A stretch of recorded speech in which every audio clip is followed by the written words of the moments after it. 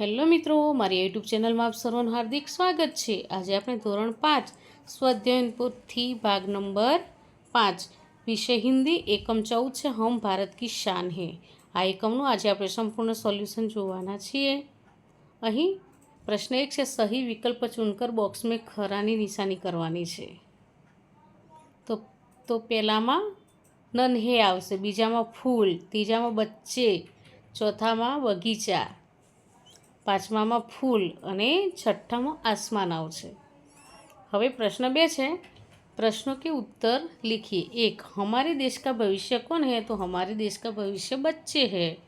પછી બીજો છે, सारी धरती और आसमान किससे है? तो सारी धरती और आसमान बच्चे से है। હવે 3, बच्चे कैसे काम करते हैं? तो बच्चे महान और नेक काम करते हैं।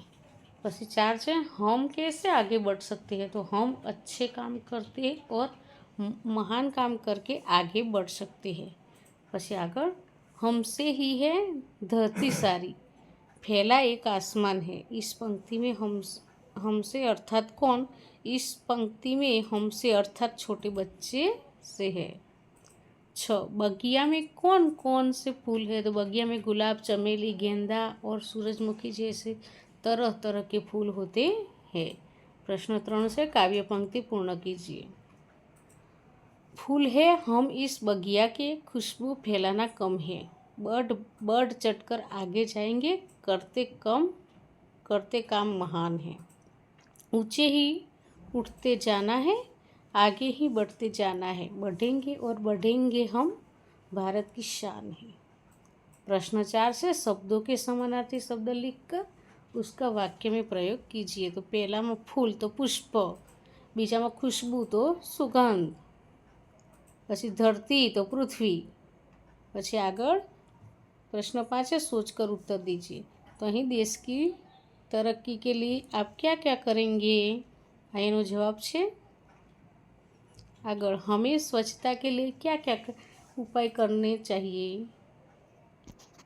तो એનો જવાબ છે પછી આગળ, हम देश की सेवा किस प्रकार कर सकते हैं?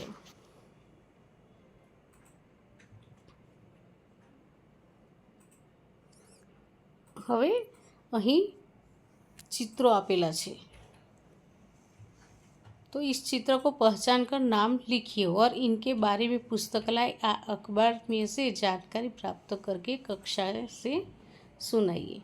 तो पहलू है राकेश शर्मा, बीजू चित्र है इंदिरा गांधी, तीजू है किरण बेदी और चौथू है कपिल देव, પછી આગળ સર્વપલ્લી રાધાકૃષ્ણન અને મહાત્મા ગાંધી। તો મિત્રો અહીં એકમનો વિડીયો પૂરો થાય છે। જો તમને આ વિડીયો ગમ્યો હોય તો લાઇક, શેર અને સબસ્ક્રાઈબ ચોક્કસથી કરજો અને હા, જેને જરૂર હોય તેને શેર પણ કરજો। બાય।